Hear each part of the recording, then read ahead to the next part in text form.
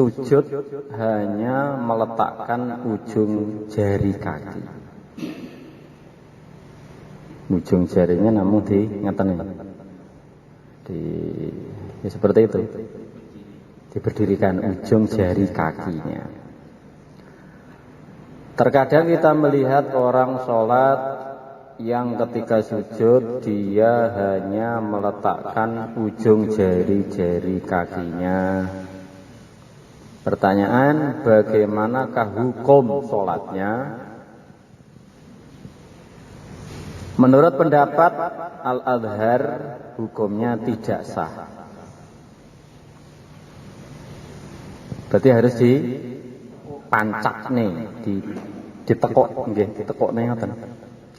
Kan si wajib kan bagian batinnya niku, bagian batin daripada kaki. Lah ujung berarti kan pinggir. Nggih.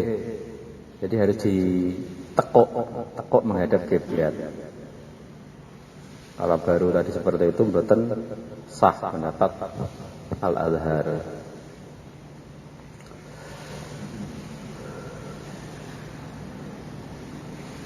Mboten namung dipancat niki mawon. Berapa anggota waktu sujud yang harus nempel di bumi? 7. Napa? Jitat, baduk, tangan, kedua tangan, dengkol 2, ujung kaki 2. Dengan cara tadi ditekuk, sedikit nekuk.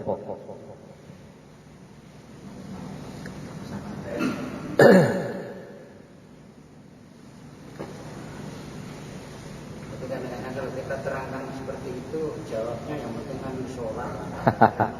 Nggih. Nggih, kewajiban namung ngomongi mawon. Amin. Istiqomah sholat di satu tempat. Terkadang kita menemukan orang yang istiqomah sholat fardu pada satu tempat. Pojok, terus tengah, terus.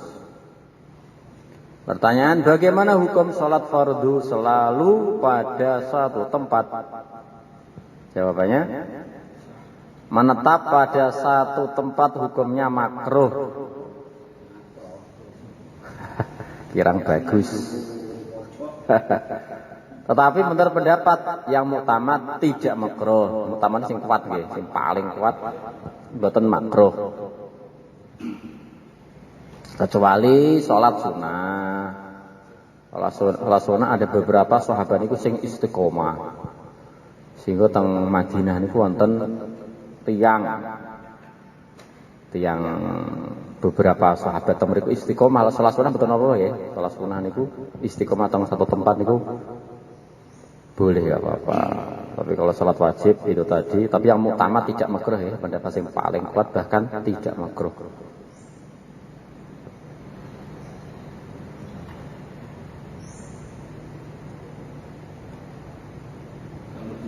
Tapi belakang kanan imam katanya kan diadukan. Nggih. Dan belakang kanan imam kan kita. Nggak piyambake teng mriku terus niku selalu datang awal nopo masang sajadah. Selalu datang awal. Lah niku paling bagus niku. Sing sae niku. Ada yang kadang kan umat itu kan padahal kita datangnya belakang. Nggih. Tapi waktu umat di situ tuh kok belum ditempati kita langsung. Ya niku sing paling sae niku kan wonten fadilah tersendiri. Paling utama kan arah samping kanan imam. Dan wau datangi memang awal, bukan kemudian istiqomah niku istiqomah sajadahe. Nggih, pasanggon patoke niku lha niku wau ngapling masjid niku mboten saged kan umum, tempat umum.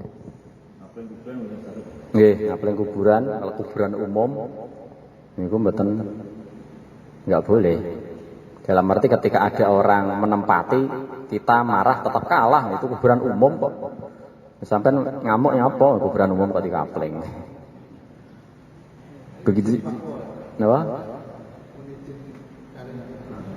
Kami tua. Izinnya kedai seluruh tiang desa. Ya kan hak umum. Kecuali memang napa niku tidak ada yang komplain, tapi dalam arti komplain itu komplain memang grundel napa asli ridho. Sifatnya kan umum.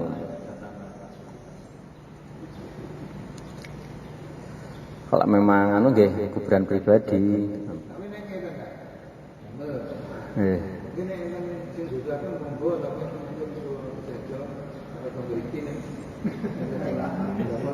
Nggih, mboten ono berarti niku ngapli tapi mboten mengkhususkan. Iki lak iso nggonku, tapi sapa-sapa sing nggoni gak apa-apa mboten napa-napa berarti. Saged. Nak mandu. Mandur apa? Mesti kuburan itu kan masih luas ya, belum di Nggih. tapi ditanami tela atau tanaman tertentu. Mungkin hasilnya Jadi langsung pribadi. pribadi. Lah mboten asal pribadi. Mboten asal ditanam pribadi mboten boleh. Harus atas nama, kalau tanah dari desa berarti atas nama desa mengke hasil panen untuk keperluan kuburan. Untuk ganti listrik, bayar listrik macam-macam. Maksudnya tapi itu yang nanam itu yang yang biasa saya kuburan itu apa? Juru kunci. Tapi kan terus mengke hasilnya ini damel pribadi namun damel maslahat kuburan. Nah ini mboten angsal pengelolaan. Itu orang umum ya sudah maksudnya semuanya sudah tahu lah. Oh, biar sing kerawat. Oh, nggih ngoten. Kalau waktu tertentu waktu banyak yang ziarah itu kadang ada yang ngasih apa itu sedekah. Nggih. Sehingga dia tempatkan ladang yang masih kosong itu ditanami semaunya dan apa makan tomat atau tela atau jagung.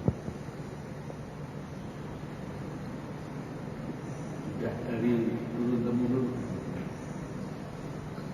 Itu termasuk nanti makruh haram atau hasilnya yang dimakan. Kayak teng fikih niku wau. Mengke panene kembali ke maslahat umum kuburan, mboten pribadi. Lah mungkin seandainya tiang-tiang kampung diam seperti itu tidak komplain, apakah bisa menjadi halal? Dan itu kalau tidak ngertos. Tidak ada yang komplain, tidak ada yang ridho-ridhonan, apa termasuk halal kalau tidak ngertos. Tapi maksud misalkan di masyarakat atau di lingkungan tersebut dalam rembuk atau musyawarah. Ya enggak ini jelas di rembuk musyawarah nih. Nah ini bayarannya juru kunci nanemi telo piye Kang di sini nggih mboten napa-napa ya itu jelas. Tapi mungkin ketika wonten tiyang sing pejah ada pohonnya telah dicabut dimenangkan napa mayite nggih. Paling aman niku wau di izin teng kampung teng desa wonten disepakati ben mboten jelas nggih. Mengkodok sholat kakek. Siddiq wafat sekitar umur 100 tahun. Semenjak sakit hingga wafat ia sama sekali tidak melaksanakan sholat. Pertanyaan, wajibkah bagi ahli waris mengkodok sholatnya si kakek tadi itu? Jawabannya, sholatnya tidak wajib diqodoi. Bahkan ada beberapa ulama yang berpendapat tidak boleh, tetapi ada pula yang mengatakan boleh, seperti pendapat Imam As-Subuki. Jadi boleh betul apa ya? Boleh mengkodokkan kakek yang dia sebelum meninggal sakit parah sehingga enggak sempat melaksanakan sholat, maka keluarganya boleh mengkodokkan, tapi tidak wajib, boleh. Sebenarnya pendapatnya Imam As-Subuki.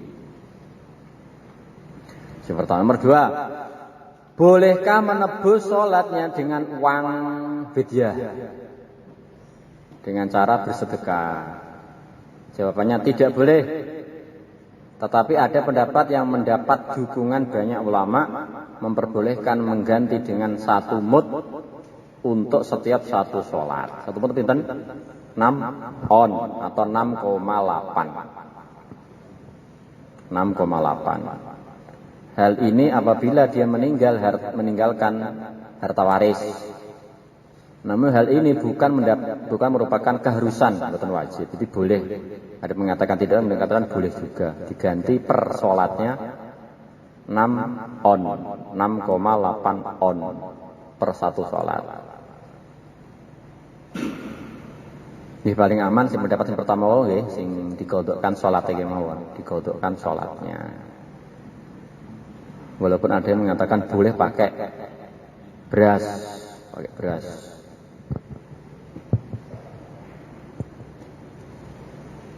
Bolehkah membayar orang lain untuk mengkodokkan sholatnya? Kalau mengikuti pendapat yang memperbolehkan, maka boleh. Kan biasanya kan sholatnya mbah nggak ada utang 1 bulan. Lah kita kerjai kan 1 bulan kali 5, berarti pinten niku? Kathah berarti ya. Nah, maka kita bayari tiang boleh. Kalau pakai pendapat yang memperbolehkan berarti boleh. Bayari tiang boleh. Itu nopo-nopo.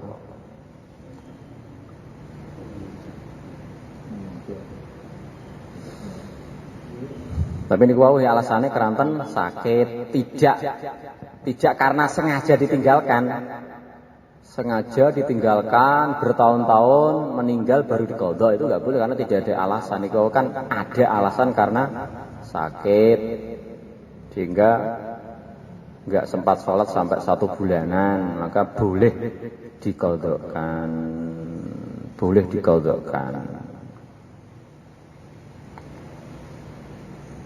Teng kampung jalan mboten? Teng kampung. Dereng ya. Temboro alhamdulillah sebagian jalan. Madinah begitu juga, sebagian itu nanti praktek. Nggih. Mungkin saat ini pecah sakit kayak berapa hari. Ini dikodokkan. Sakit parah. Apa?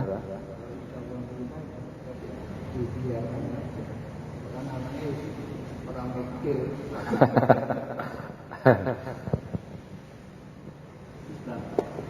Bagaimana punya kalau seorang tidur keras sekali sebaiknya dibangunkan.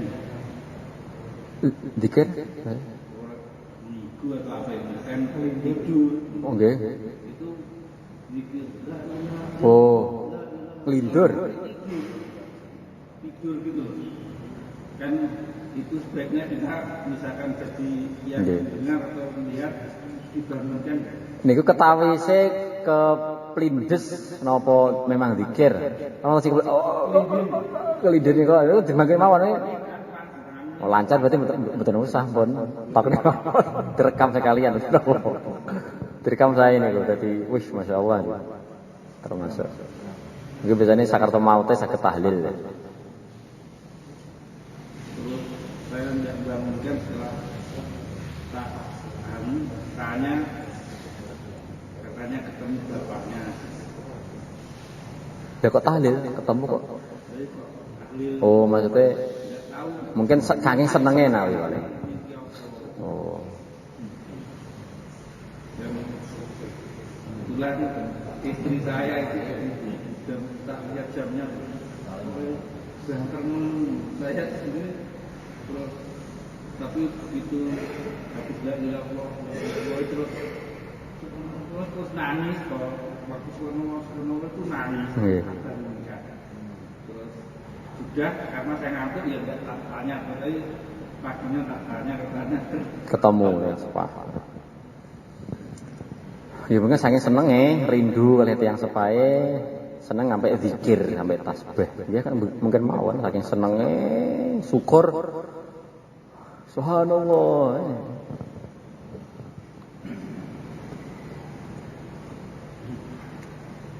Ada? Imam hadas tidak bilang-bilang. Di suatu masjid terdapat sekelompok orang sedang melaksanakan sholat berjamaah. Pada saat berdiri untuk rakaat ketiga imamnya hadas, namun tetap melanjutkan sholatnya. Setelah sholat, imam tidak memberitahukan kepada para jemaah jika ia hadas kentut. Betul ngomong-ngomong langsung bablas. Pertanyaan, bagaimana hukum sholatnya makmum? Jawabannya sah. Sah. Jika sah, apakah tetap mendapat keutamaan berjamaah? Tetap mendapat keutamaan berjamaah, sedangkan imam tersebut menanggung dosa. Imamnya, sholat, makmumnya kan sah sholatnya, tapi imam mengandung dosa karena dia tidak ngomong tadi itu kan, seharusnya kan batal itu. Nggih ngoten. Itu nanti di kodok ditobat atau apa? Nggih dadi imam. Sholat sendiri. Sholat jadi imam. Nggih. Sementara apa itu makmumnya kan saya ada itu, ada makmumnya hanya 3 4 lah. Nggih. Saya ada satu, saya diam. Kentute sebelum sholat apa tengah-tengah? Mohon maaf, kan dulu saya kan mantan baru, Ustaz. Oh iya. Saya belum mandi wajib. Oh, Ya mungkin apa itu waktu itu Yeah. karena saya merasa waktu itu biar anak merasa biar tidak malu kan banyak orang. Nanti kalau saya mandi malu imam subuh gitu loh, Ustaz. Itu keluarga saya kan keluarganya istri itu saya suruh imam. Ya mungkin apakah saya ini tidak imam atau apa? Nah, padahal saya itu belum Mandi. Jangan istri saya.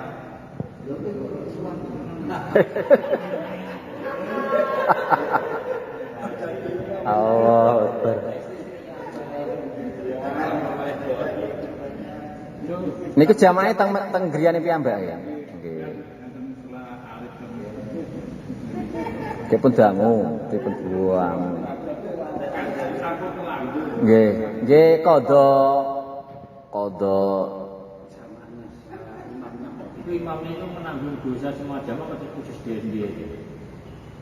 Kalau gitu bukan? Oh iya. Sama Aisyah. Dosanya itu yang diberi jamaah. Lian. Yang penting jamaah sah.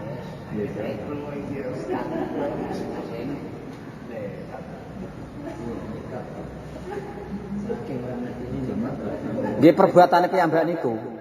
Perbuatan dia sendiri yang tidak ngomong ke jamaah. Kata dia sholat jamaah kan sah. Perbuatan karena tidak mau ngomong kalau sholatnya batal. Ini berarti kodok. Lah dhuwure pun mandi toh setelah sholat. Berarti kodok subuh sakniki. Lupa apa? Oh, aslinya belum wudu. Belum mandi. Nggih. Tahu-tahu tadi belum ini. Ingat gitu. Nggih, sami nggih. Ketika sadar harus kodok. Nggih. Tetap kodok. Kan ada kebiasaan ziarah kubur atau tekar itu kan kebiasaan orang Jawa kan. Nggih. Ini. Waktu di Sulawesi itu kan teman-teman saya dari Jaya dan Sumatera gitu. Nggih. Padahal saya kan tidak bisa mungkin ziarah gitu. Ziarah kubur sama Nggih. Doa-doa kan saya sudah tidak tahu terus. Tapi karena di masa-masa saya akhirnya waktu berdoa itu doa saya itu ngawur gitu. Gimana? Mboten apa penting kan doa. Doa itu dia harus. Nggih. Maksudnya ngawurnya itu ya Allah. Sebetulnya kan lah atine jenengan ngomong teng Allah mboten. Atine nggih pun mboten napa-napa. Kan semoga teman-teman apa ini diampuni, diterima Nggih. Ada biar saya tidak dikira tahu itu saya bukannya yang lain itu ngawur gitu. Keuntungannya orang belajar ya. Allah niku maha ngertos segala bahasa. Sing penting niate ndonga pun dianggap pun ditampi insyaallah. Nggih.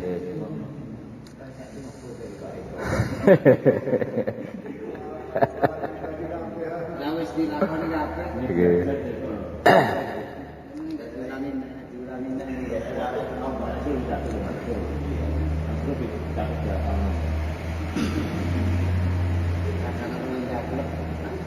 Boleh. Ketika sujud tempat dan tempat dahi lebih tinggi.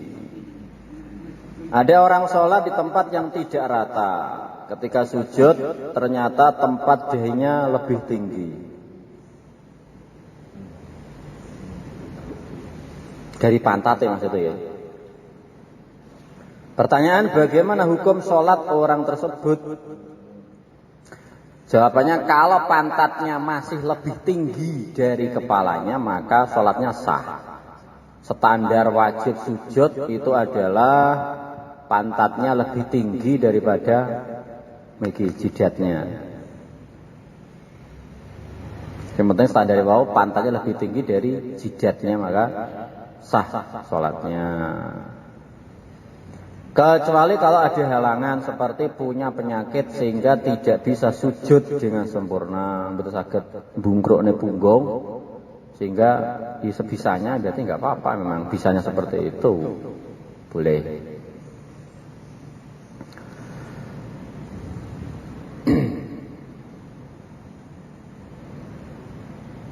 Kata guys, penting pantatnya lebih tinggi daripada jidat, sah. Lah kalau ngoten niku penting. Kepalanya terlalu ke bawah di pundi? Iki mboten napa. Terlalu ke bawah mboten napa-napa.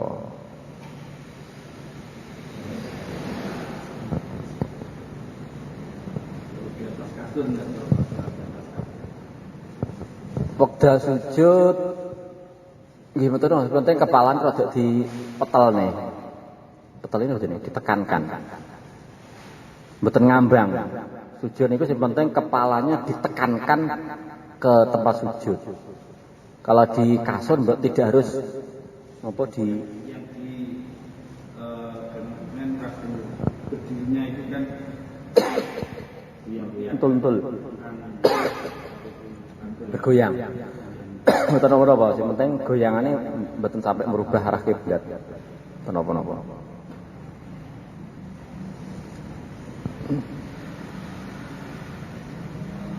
Lewat di depan orang sholat. Hasil melaksanakan sholat jemaah di masjid, ia menempati shop paling depan dan agak menengah. Tiba-tiba di tengah-tengah sholatnya dia hadas. Pertanyaan, bolehkah dia keluar dan lewat di depan para jemaah yang sedang sholat? Dia shop pertama, di paling depan. Jawaban menurut Al-Adhra'i, hukumnya boleh kalau tidak ada jalan lain dan dalam keadaan darurat terpaksa, seperti kebelet kencing. Boleh ya, walaupun melewati depannya orang sholat dan memang adanya jalannya itu, maka boleh melewati di depan orang yang sholat. Nopo-nopo. Bahkan mungkin ketika sopnya ruwapet, kemudian kita mau nembus ke belakang, dalam arti ingatan nggih, ke belakang, kemudian kita napa jenenge? Biak sop dari arah belakang, kok dikhawatirkan yang kita biak itu arah kiblatnya berpaling, ya jadinya repot. Makanya paling aman langsung ke arah mriki mawon. Teng arah pintu keluar langsung ke arah samping seperti itu. Kecuali kalau sopnya corona, sop corona kan betul rapat ya, berarti langsung ke belakang mawon. Langsung ke belakang.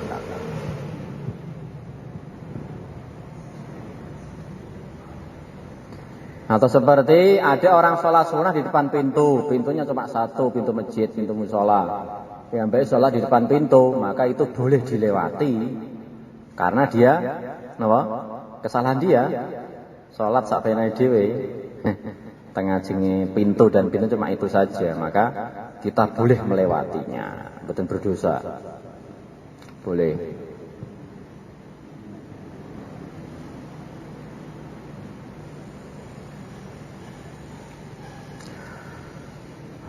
Sopir kosor setiap hari. Bekerja sebagai sopir bus antar provinsi tentu sangat melelahkan. Hampir semua waktunya dihabiskan di jalan. Dapat dipastikan perjalanan yang dilakukannya sudah ratusan kilometer. Pertanyaan, bagaimanakah hukum sopir bus jika mengerjakan sholat kosor setiap hari? Sebab perjalanannya sudah sampai 2 marhalah, seukuran jamak kosor sholat. Jawabannya boleh, tetapi khilaful aula, sebaiknya jangan dilakukan. Seperti dia nahkoda kapal. Nahkoda kapal, di kapal laut berhari-hari berbulan-bulan, membawa anaknya, membawa istrinya. Maka itu yang paling baik adalah tidak jamak kosor tapi sempurna. Karena dia perjalanannya membawa keluarga dan lama perjalanan. Ini berarti damel nahkodan ya sopir ya. Kalau untuk kita yang menumpang walaupun 3 hari 5 hari itu yang paling bagus jamak kosor. Yang paling bagus kita terima keringanan dari Allah jamak kosor. Tapi untuk sopirnya kalau memang dia kerjaannya di situ berbulan-bulan di situ, sebaiknya sholatnya sempurna. Untuk menghindari pendapat ulama yang tidak memperbolehkan mazhab Imam Ahmad.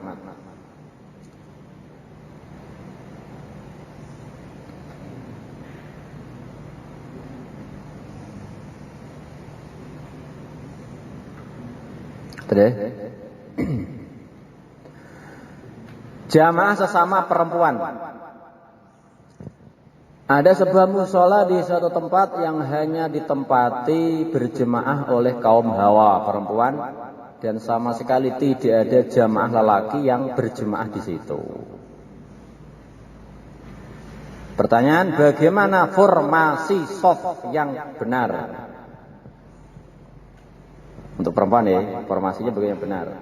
Jawabannya, imamnya ada di tengah-tengah mereka dan agak maju sedikit. Untuk perempuan ini, tidak terlalu ke depan sebagaimana jemaah laki-laki. Jika formasinya tidak seperti ini, maka hukumnya makruh dan dapat menghilangkan fadilah berjamaah. Ini berarti untuk perempuan, imamnya di tengah dan sedikit ke depan. Betul jarak 1 shop ya. Kalau laki-laki kan imamnya depan, baru 1 shop makmum belakang. Untuk perempuan, maka ke depan sedikit.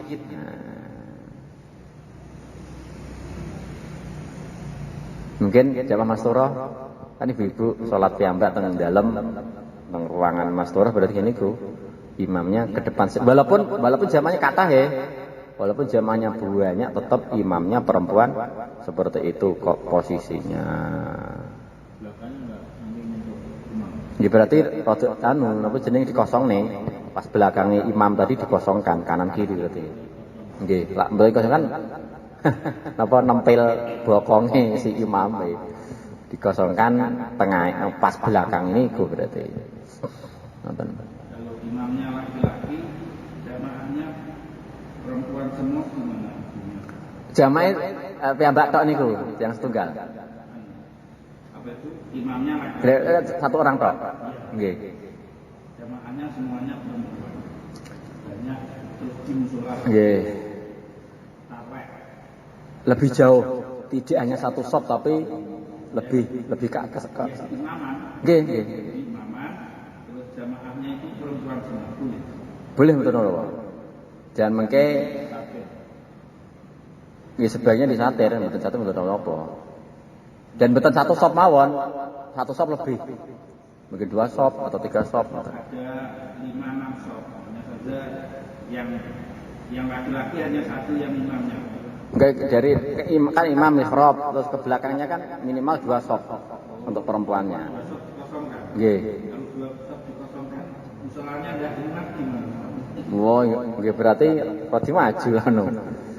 Kalau memang musolanya kecil, nggih pun rada maju. Juga disatir. Mboten ono apa? Mboten ono apa. Saat ini pun namung penambahan mawon fikih, tidak seandainya mboten satiran mboten napa-napa. Untuk menghindari fitnah, ngerti bokonge wong wedok.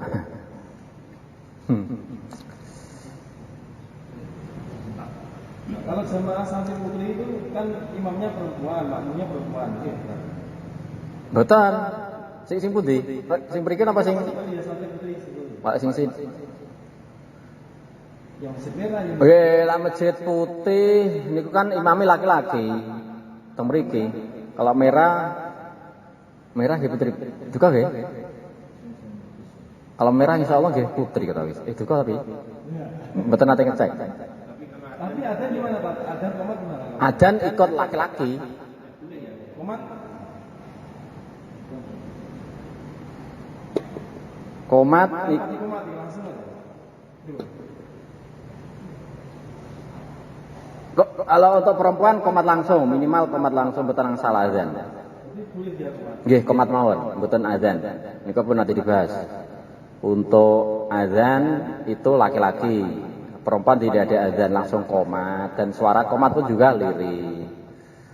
Kalau yang ada imamnya itu berarti boleh saja. Boleh kan dia piyambak kan jalan. Saged.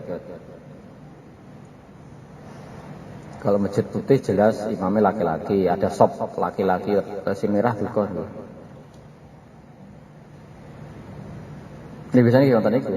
Sopnya nggih satu niku. Bunyai-bunyai biasanya. Kalau antara mama perempuan itu tanpa satir itu hukumnya nggak mabuk. Bebas itu. Kan lihat muka. Nggih tergantung pedal melihat ke belakang sahabat apa mboten. Memang sebaiknya ditutup. Saat ini pun namanya pembahasan fikih ulama. Fikih.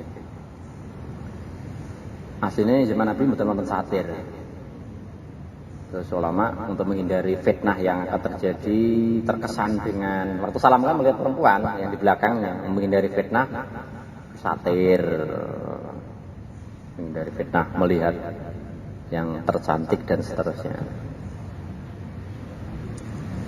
Yang paling aman itu satir itu.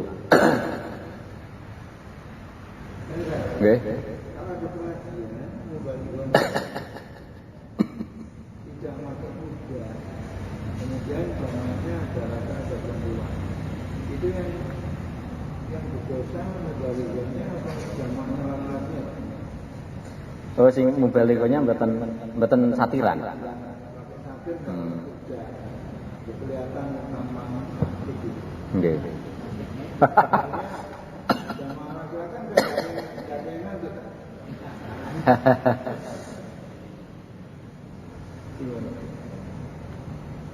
Nggih sekiranya kita hadir teng mriku wonten setrum sebaiknya mboten hadir. Cari ustaz sing jaler ngoten.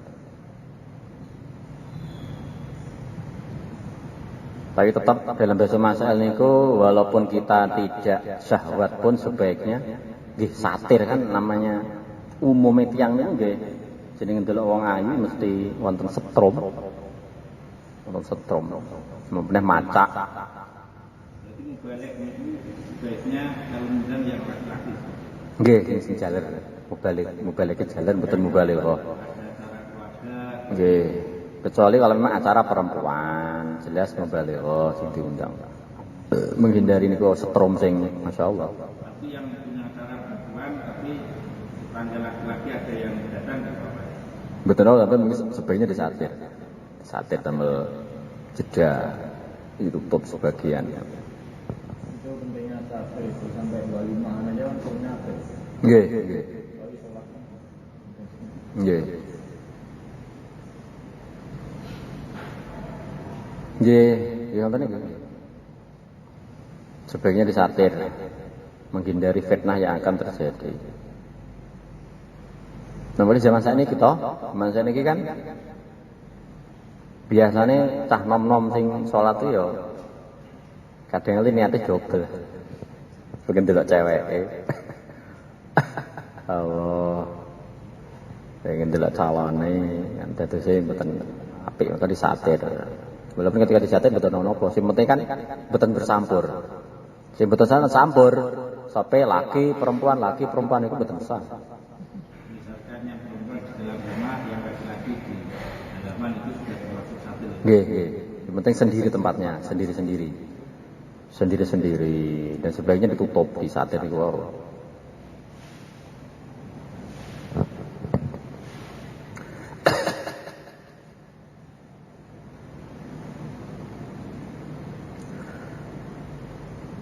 Lutut terluka, bagaimana sujudnya? Pak Muhyiddin jatuh dari sepeda motor dan terluka kedua lututnya. Pada saat sholat dia mampu berdiri, akan tetapi tidak bisa melakukan sujud. Pertanyaan, bagaimanakah cara sujudnya seorang yang kedua lututnya terluka parah, sedang ia masih mampu berdiri? Jawabannya, dia tetap harus berdiri dan bersujud sebisanya. Atau mengikuti pendapat Al-Adhar bahwa yang wajib di dalam sujud adalah meletakkan dahi saja ke tempat sujud. Nyedit berarti, juwengking. Tidak harus meletakkan lutut dan telapak tangan pada tempat sujud. Ini ku minimal, ketika memang bisa, minimal sujudnya di jengking.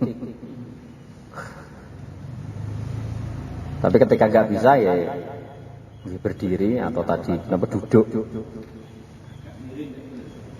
Kenapa nih? Oh, okay. Sakit kalau memang bisa, bener apa? Atau selonjor, bener apa? Selonjor kan aman. Selonjor. Sakit. Nggih, tiyang sing punggunge anu. Nggih. Punggungnya sing apa sing lengkong. Kadang enggak gitu ya, kadang kali berat. Sujud di luar sholat. Banyak dijumpai orang yang mengamalkan amalan berdoa, kemudian setelah menyelesaikan amalannya ia sujud. Seperti itu juga kadang dilakukan setelah sholat hajat atau tahajud. Pertanyaan, bolehkah melaksanakan sujud tersebut? Setelah tahajud langsung sujud, hajat langsung sujud, seperti sholat thariqah ya. Si nanti bayat kan setelah sholat apa kan? Hajat langsung sujud toh. Bolehkah melaksanakan sujud tersebut? Jawabannya boleh, kalau hanya niat merendahkan diri di hadapan Allah. Tapi dalam I'anatul Talibin dijelaskan bahwa mendekatkan diri taqarrub kepada Allah dengan sujud, namun tanpa ada sebab, semisal karena sujud tilawah atau sujud syukur, hukumnya haram. Kalau ada sebabnya setelah sholat hajat, setelah sholat tahajud, maka boleh dengan niat merendahkan diri di hadapan Allah. Sing boten angsal, haram adalah ketika tidak ada niat. Kalau tidak ada niat haram nggak boleh. Seperti ini kan jenenge sujud syukur.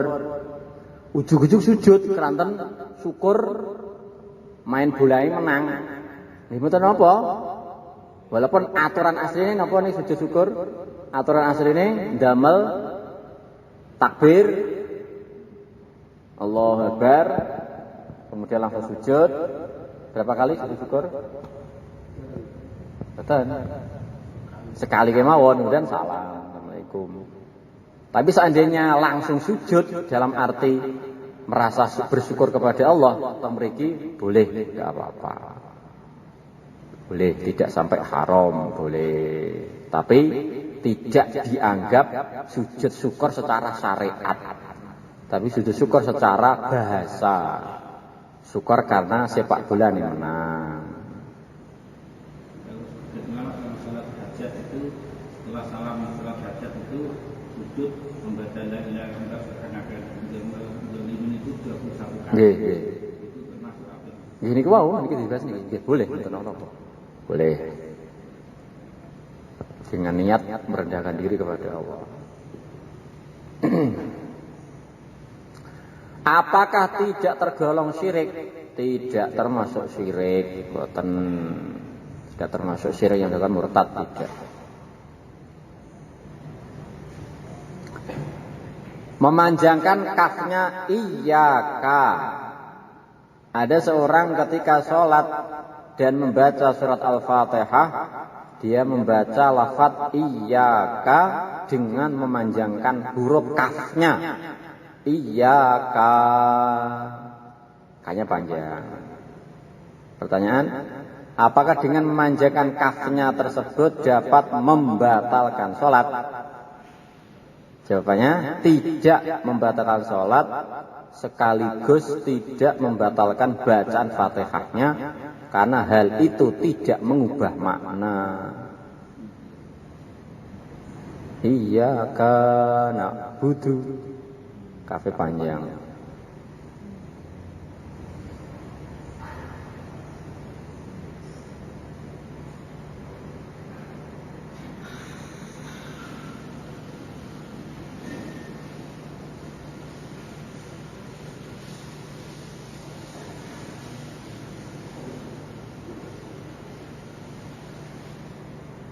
Ya sampai kok.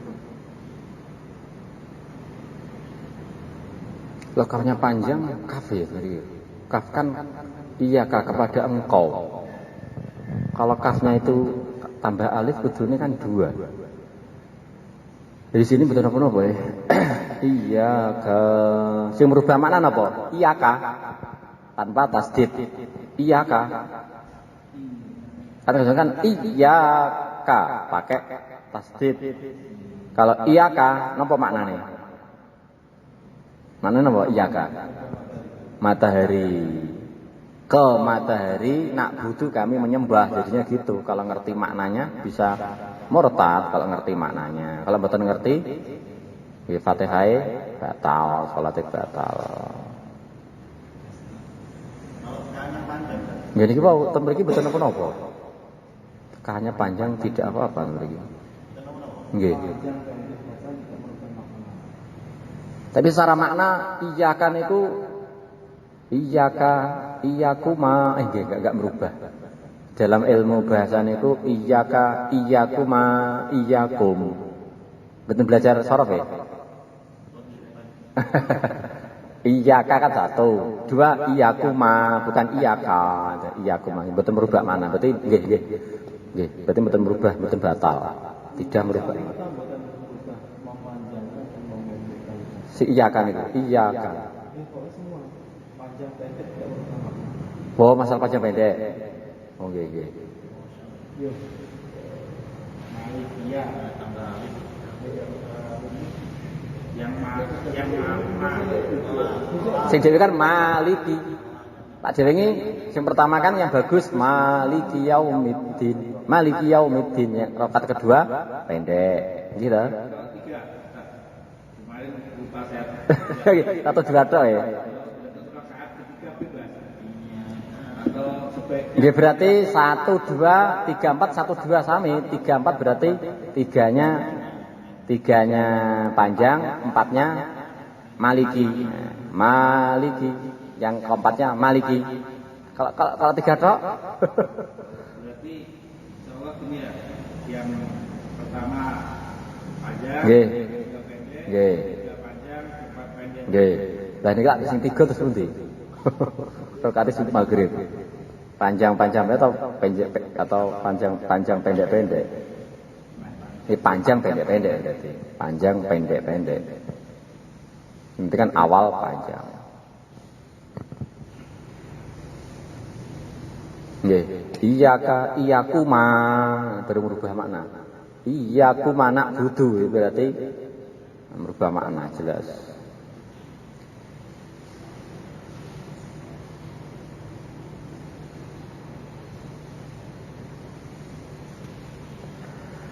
Sholat di atas kursi. Ada seorang tua renta melakukan sholat dengan cara duduk di atas kursi. Saat sujud, dia tidak meletakkan anggota sujud ke tempat sujud, namun hanya membungkukkan badannya dengan posisi lebih rendah daripada rukuknya. Pertanyaan, bolehkah praktek seperti di atas? Jawabannya, praktek di atas sudah dianggap sebagai sholatnya orang yang duduk. Mengenai hukumnya, dilihat dulu. Kalau memang dia tidak bisa berdiri dan tidak bisa melakukan sujud secara sempurna, maka boleh. Seperti praktek di atas.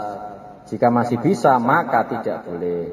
Jadi sholat duduk di atas kursi, waktu sujudnya itu kalau memang tidak bisa sujud ke bawah, maka boleh di atas kursi. Tapi kalau dia bisa sujud, berdirinya di atas kursi, sujudnya harus ke bawah. Itu kalau memang dia bisa sujud ke arah bawah. Ustaz, kalau saya kan berdiri bisa. Tidak bisa, tapi sholatnya duduk di kursi terus, itu baiknya gimana? Wow, sujudnya bisa betul? Sujudnya tidak bisa, hanya saja kalau berdiri bisa. Oh, berarti berdiri mawon. Orangnya kan gemuk sekali. Oh. Terus untuk sujud tidak bisa karena kakinya sakit. Nah itu selama ini saya perhatikan kalau sholat duduk aja, duduk di kursi aja. Berdiri jadi sakit. Kedai. Berdiri lama bisa, hanya saja kalau dari duduk ke berdiri itu berat. Wow, oling. Berarti rokat pertama berdiri, rokat kedua di kursi, ngoten. Untuk sujud rukuknya, sujudnya di kursi. Nggih. Takbiratul ihram awal berdiri, kemudian di kursi, rukuk sujudnya. Nah, kalau bisa nggih. Nah, kalau rukuknya bisa berarti tetap sempurna, mungkin ambil sujud ke kursi seperti tadi itu, ngoten. Sebaiknya kan kalau rukuk bisa. Nggih. Kalau ke bawah enggak bisa. Lah seandainya sing wau napa jeneng jungkingnya ten saged to ten. Jungking niki mboten mepet, mboten berat, lemu ya. Makanya kalau lutut ini nanti gini jika tidak bisa mereka sudah duduk berdiri lagi. Oh, nggih. Oh, nggih, berarti nggih niku wau nggih. Berdiri, tetap berdiri, rukuk, tetap rukuk karena bisa, nanti sujudnya ke kursi. Ngoten. Kursi terus berdiri lagi. Tapi kursi berdiri sakit toh? Waduh, berat. Berat maksudnya sakit betul? Kalau sedikit-sedikit bisa kalau kan. Enggak jadi di kursi. Nanti kalau mau berdiri lagi berat. Hanya selama ini ya saya belum ngasih tahu apa-apa ya maksudnya. Dan setiap tapi itu setiap sholat gitu. Nggih niku wau, nggih. Berdiri tetap berdiri, mungkin rukuk karena sakit rukuk, mungkin sujudnya langsung teng kursi. Setelah kursi, waktu berdiri kalau bisa berdiri meleh, ngoten. Kalau memang bisa. Sujudnya waktu duduk. Nggih, sujudnya waktu duduk, keranten waktu sujud mboten saged. Mboten saged nyerah ya, maksudnya asline saged berdiri terus malas langsung teng kursi ini mboten sah salate. Asline saged terus malas ngadeg langsung teng kursi ya niku. Mboten sah. Ternyata dia kan yang baik saged berdiri. Nah niku masalahnya.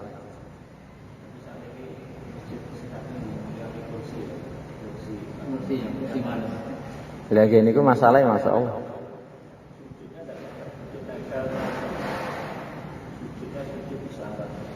kursi niku wau.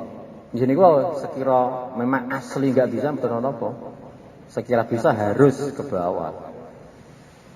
Sekira bisa dan mati mboten keberatan. Keberatan kan boleh mboten apa. Kadang dan banyak kejadian niku wau malas langsung terkur. Kecuali salah sunah ya bebas.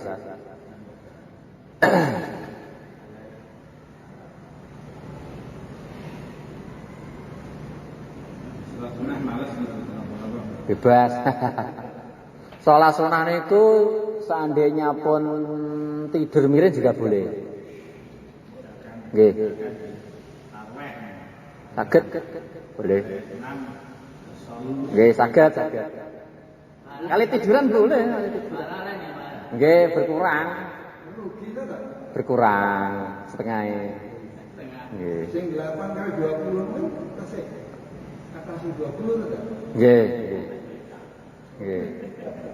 Kalita berarti dilongi 3/4. Mboten 1/4 sing nggih terakhir tidur miring itu 1/4. Kalau duduk kan setengah. Tidur miring berarti 1/4. Berkurang tapi sah. Sing mboten angsal terlentang. Sholat sunnah bisa berdiri, bisa duduk tapi malas langsung terlentang. Itu mboten sah, mboten boleh. Bolehnya hanya tidur miring. Kan urutannya sholat itu kan berdiri, nggak bisa duduk, nggak bisa tidur miring, tidak bisa baru terlentang, baru isyarah, baru dalam hati. Kalau sholat sudah ketiga apa termasuk mohon maaf. Nggih. Duduk sandar cagak. Waktu sholat. Duduk apa berdiri nih? Wekdal tahiyat ya kan? Ya maksudnya Duduk biasa. Betul sholat toh? Sholat sunnah apa duduk biasa? Oh, sholat sunnah sambil duduk bersandar. sengaja geser-geser dekat tiang tembok paling belakang gitu loh. Nggih. Nanti kalau sudah tahiyat atau apa itu Langsung disadarkan itu membatalkan ya. mboten napa-napa. Sah salate tapi makruh. Keranten leha-leha ing dalam ibadah. Nyantai ing dalam ibadah termasuk makruh. Nggih.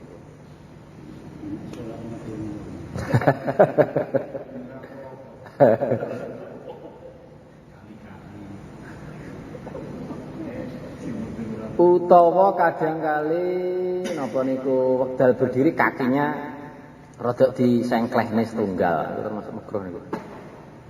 Dan sunah itu kan berdiri kan plek di atas 2 kaki. Kan ada kadang orang niku males sing sitoke rada di napa?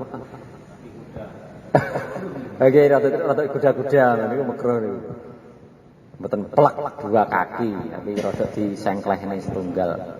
Niku ketawis itu yang malas. Kecuali wau dalam hal duduk itu betul makruh ya. Karena kan ada tuntunan, ada wonten syariate masalah sholat sunnah sambil duduk. Nah, sing wau kan memang dalam posisi gini ku malas. Kalau mengganggu pakai kaki dengan kakinya yang kiri digaruk dengan kanan itu membatalkan sholatnya. Nggaruke pakai napa? Pakai kaki. Pakai ujung kaki ngeten. Lah kantun kalau seperti ini nggih batal 1 2 3. Kecuali kalau sing gerake namung ujungnya tok niki. Kalau ujungnya tok mboten napa, tapi kalau ngantos ngeten batal. Kalau sampai napa jenenge mata kaki ikut bergerak 1 2 3 batal. Kalau cuma ujung jarinya mboten napa-napa, mboten batal. Walaupun 5 kali gerakan. Seperti ini kan mboten napa-napa. Yang penting kan mboten ngeten. Tidak ini bergerak. Sami dengan itu. Mematikan semut itu makruh. Kita sholat. Misalkan semut di depan kita itu khawatir nanti masuk. Ceplek pisan. Membunuh binatang waktu sholat.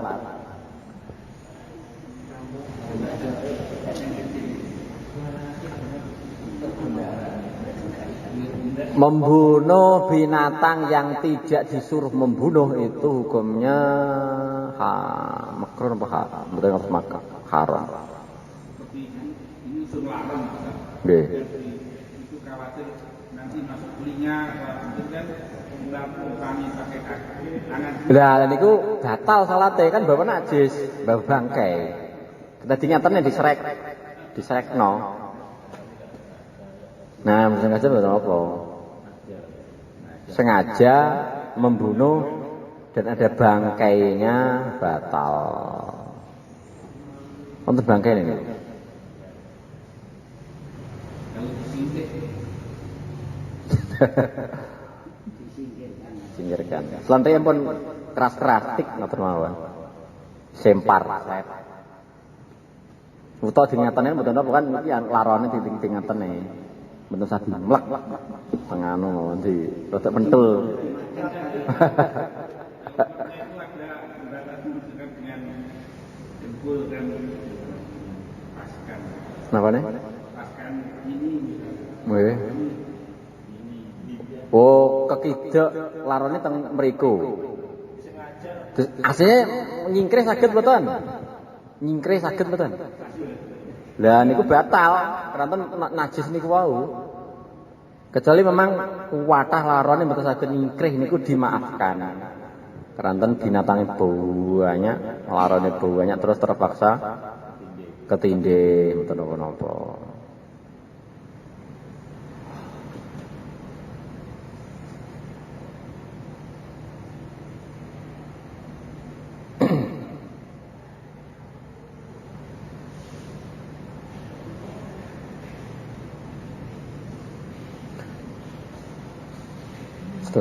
Sholat tanpa mukena.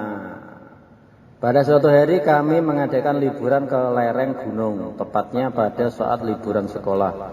Teman-teman kebanyakan wanita dan non-muslim, hanya satu yang Islam. Ketika waktu sholat telah tiba, dia kebingungan karena lupa tidak membawa perlengkapan alat sholat atau mukena. Akhirnya untuk menutupi auratnya ia terpaksa melaksanakan sholat dengan memakai baju, kaos tangan, jilbab, celana, dan kaos kaki. Pertanyaan, apakah itu sudah dihukumi menutup aurat? Jawabannya, kalau memang seluruh auratnya, seluruh badan kecuali telapak tangan dan kaki sudah tertutup, maka sudah dianggap menutup aurat dan bisa dipakai untuk sholat. Nonton kabeh. Sementing kaos tangan, kaos kaki, terus pakai kudung, ngoten nggih, mukanya dibuka, maka sudah sah. Walaupun pakai kaos, bagian atas pakai kaos, bagian bawah pakai celana, pun dianggap sah sholate.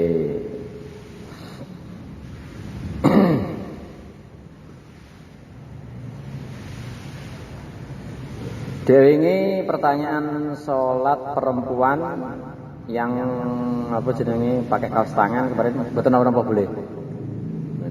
Kalau mendaftar Dewi boleh tiang putri ketika sholat pakai kaos tangan boleh betul apa? Sah. Seperti juga kan waktu sholat kan boleh menutup wajahnya di hadapan laki-laki yang bukan mahram. Maka ketika ditutup tangannya boleh betul apa? Yang penting kaos tangan ya, mboten ngeten.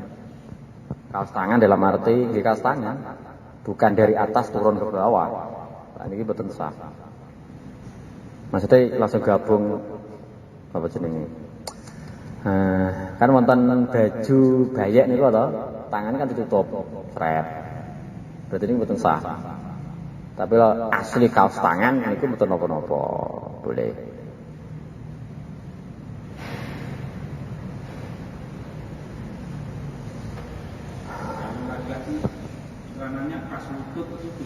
Pas lutut. Oh, wekdal rukuk, sujud teng ke atas mboten? Iya. Lah niku mboten sah. Nggih. Kan minimalnya kan harus ke bawah ngeten. Kalau pas lutut ngeten dereng sah ya, jadi dilebihkan sedikit.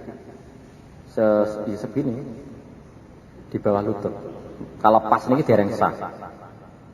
Pas niku kurang, harus dilebihkan. duduk ini rakyat itu celananya Ya, nggih. Nggih. Mboten sah. Walaupun seandainya sing ketawis mriki, niki kementu-mentu ini ketawis mboten sah. Jadi harus sampai segini. Sampai pertengahan mriki tertutup. Minimalnya kan ngeten. Harus dilebihkan. Kok pas lutut ini belum. Dilebih wajib dilebihkan di bawah lutut sedikit. Wajib dilebihkan. Kalau pas lutut belum sah.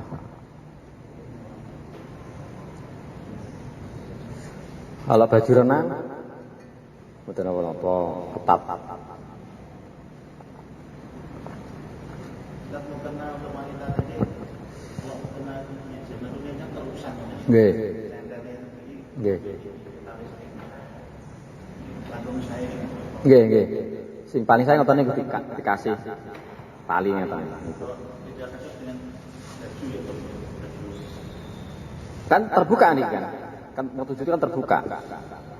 Kecuali untuk ngeten mboten sah, harus kan dibuka. Dibuka. Nggih. Tertutup jari mriki dari mukenanya, seret ngoten. Ini mboten sah. Nggih, kastangan mboten napa. Kastangan kan sendiri, mboten gabungan dari atas. Dari atas napa jenenge niki? Lengan ke bawah.